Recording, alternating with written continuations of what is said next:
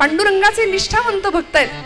भगवंत आईसाहेब रुक्मिणी आईंना घेऊन आलेत, बांधावर उभे राहिले त्या मळ्याच्या, आणि समोरचं दृश्य दाखवलं. ते बघतो, डोईला फेटा बांधलाय, धोतर आहे करवती काठी, अंगरखा घातलाय, शेतामध्ये काम करतोय, मळा राखणी करतोय, प्रत्येक रोपट विठ्ठल समजून जगवतोय, विठ्ठल स्वरूपात बघतोय, प्रत्येक कार्यामध्ये तो मला पाहतो. आणि हा माझा भक्त कधीच पंढरपूरला आला नाही ना, तरी तो मला प्रिय आहे. रुक्मिणी आईंनी पाहावं आणि समोरचं दृश्य दिसलं. माध्यान्नीची वेळ, सावतोबांची पत्नी सावित्रीबाई डोक्यावर भोजन घेऊन पाठीमध्ये करवती काठी, त्या इरकली काठाचं लुगडं सोलापूर पद्धतीचं, सोलापूर साईडला मिळतात नाही का, तशा सुंदर ती खानदानी लुगडं असं नेसलेल्या त्या सावित्रीबाई, डोक्यावर पदर आहे, शालीनता, कपाळावर रुपया एवढं कुंकू.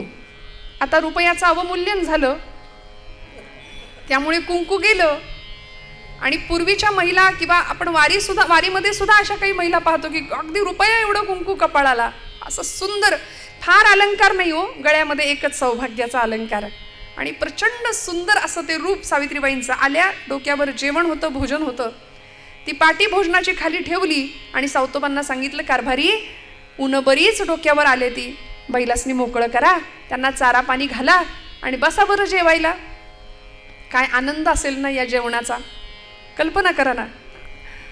म्हणजे मस्त आंब्याच्या हिरव्यागार सावलीखाली, कडाक्याच्या उन्हामध्ये, त्या सावलीखाली गरम गरम भाकरी, ठेचा, झुणका. आता एकादशी दिवशी तुम्ही म्हणाल असं काही काही बोलता ताई, म्हणजे ऐकताना तर पाणी सुटतं तोंडाला, आम्हाला बोलताना सुद्धा पाणी सुटू नये म्हणजे झालं. काय त्या जेवणाची चव हो. हां, 5 स्टारमध्ये सुद्धा अशी चव मिळणार नाही.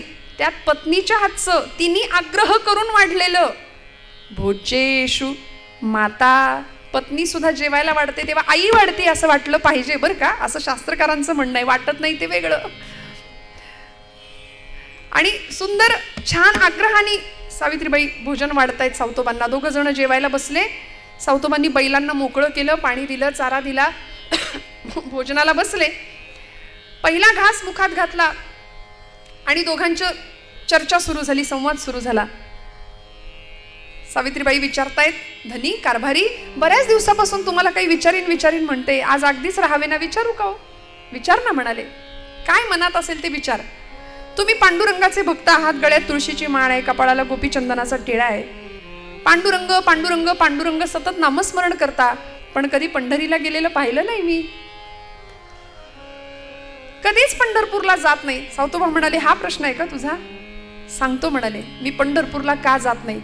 सावतोबा प्रश्नाचं उत्तर देतात. उठले तिथनं, भोजन उरकलं आणि जिथं बैल होते ना त्या बैलांजवळ गेले. आपल्या पत्नीला सांगतायत, तुझ्या प्रश्नाचं उत्तर देतो. माझा पांडुरंग फक्त विटेवरच आहे असं वाटतं का ग तुला? नाही, माझा पांडुरंग सगळीकडे आहे. कुठे आहे सांगतो, आपल्या मळ्यात सुद्धा येतो. सांगू कसा आहे, कुठे आहे? बैलांच्या पाठीवर एक थाप मारली आणि सांगितलं, बैल विठ्ठल शेत विठ्ठल, माझे बैल विठ्ठल स्वरूपात आहेत. माझा सगळा मळा साक्षात विठ्ठल आहे. एखाद्या वृक्षाच्या आधाराने जशी वाढणारी वेल असते तशी प्रपंचामध्ये माझ्यासोबत तू आहेस. तू सुद्धा विठ्ठल स्वरूप आहे.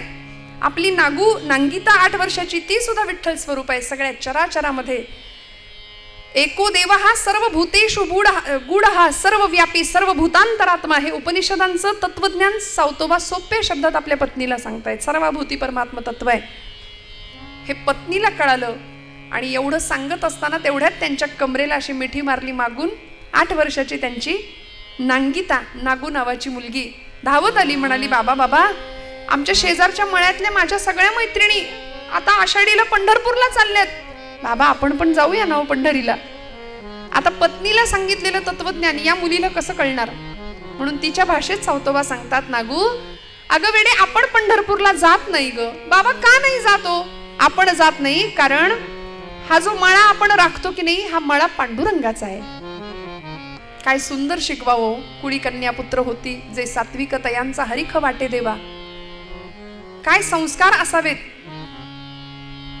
आपण सगळं जमवतो, इतकं जमवतो, पण हे सगळं त्याचं आहे हे आपल्याला कधी कळणार?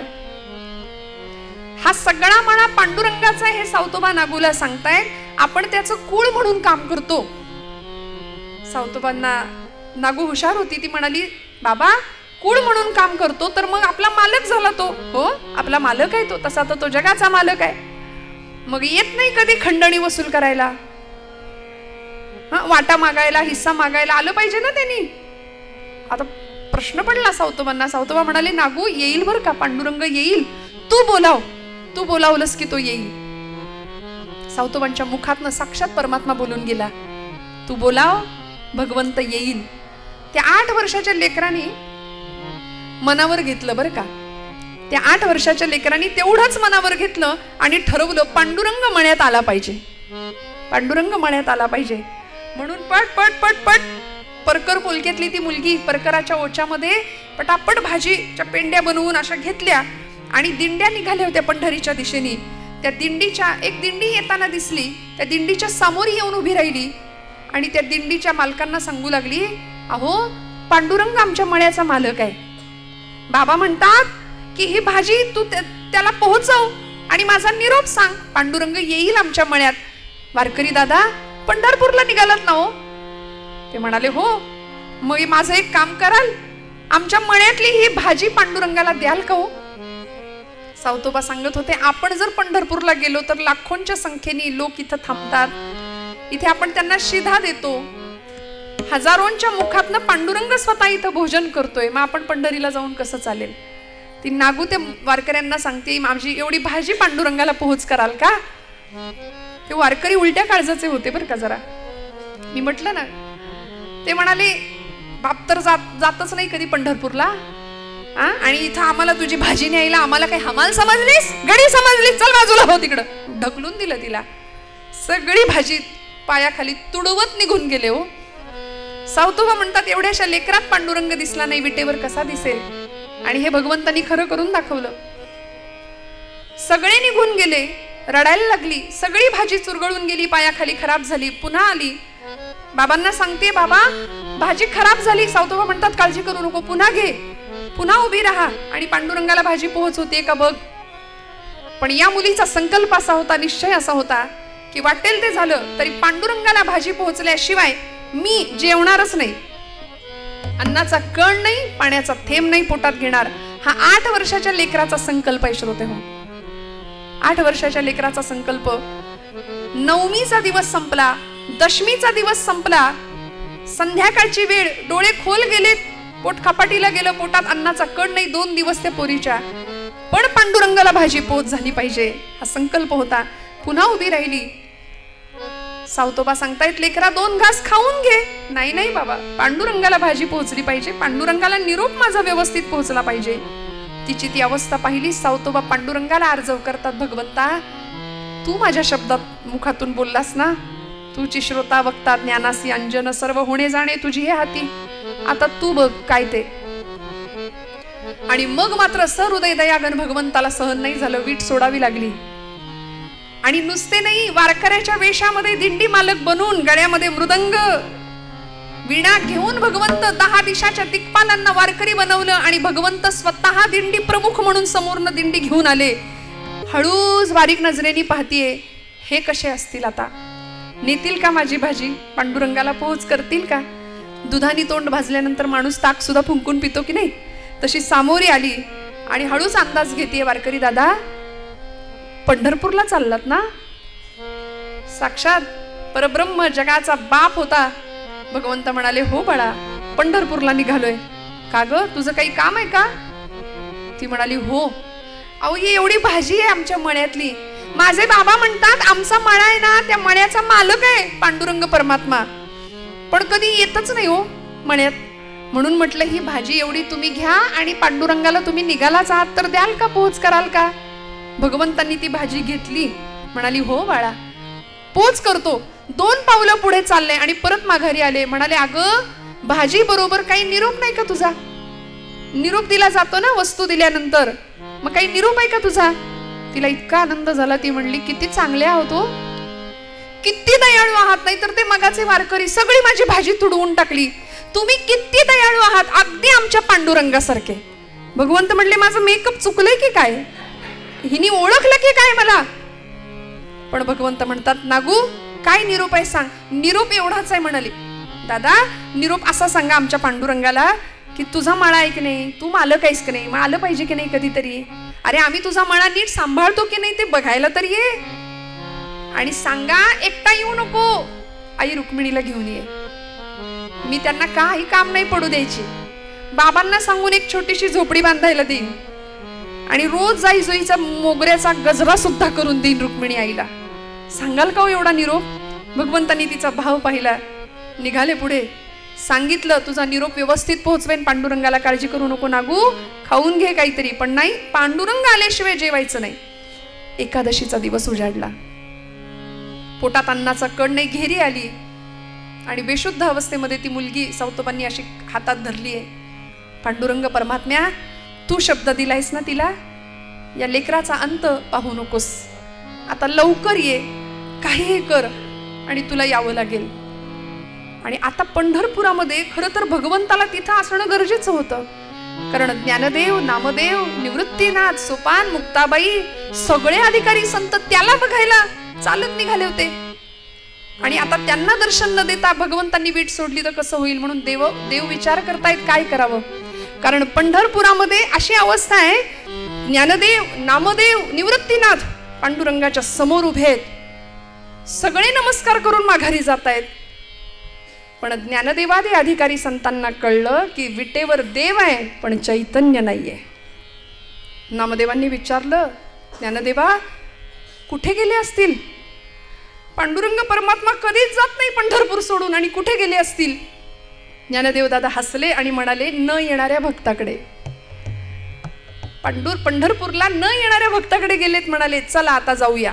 आणि इकडे भगवंत सावतोबांच्या मण्यात दाखल झाले. सावतोबांना म्हणाले, सावतोबा मला लपवा म्हणाले लवकर, कुठेतरी माझ्या मागे चोर लागलेत. सावतोबा म्हणाले, देवा कुठे लपू? मण्यात लपता का? नको म्हणाले, शोधून काढतील.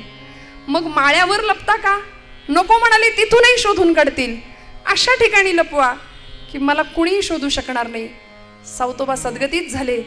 भगवंतांनी नागूची अवस्था पाहिली, स्वतः तिच्या मुखात पाणी घातलं, सांगितलं, नागू ओठ, मी आलोय, तुझा निरोप मला पोहोचला. नागूने डोळे किलकिले केले आणि म्हणाली, काय म्हणालात देवा?